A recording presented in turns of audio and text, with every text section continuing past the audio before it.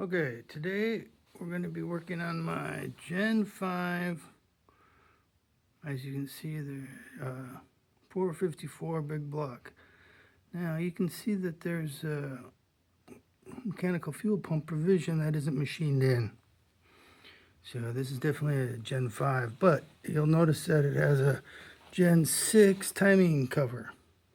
That is unique to the Marine build.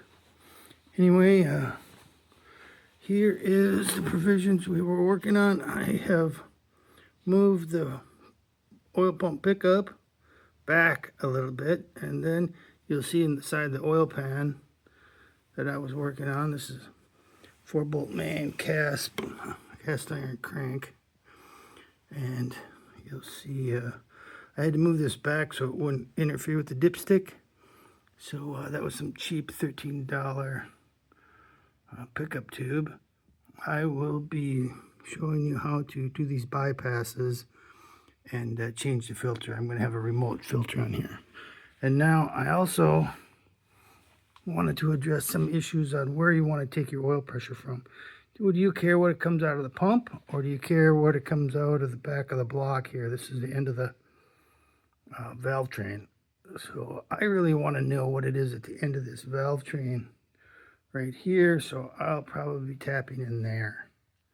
This is a L29 454, and I did some special features to it. Anyway, here's the windage tray here, under here, and then I also have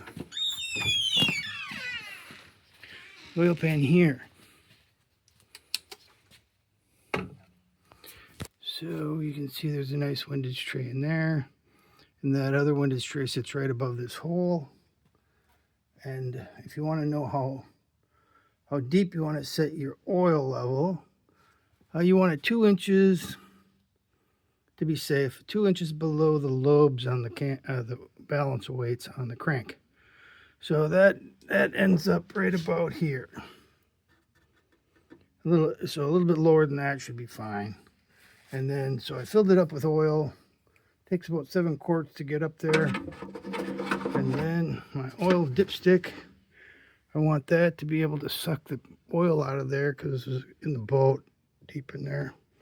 And you can see that I have the pickup tube going right down into a location that won't bother the pickup.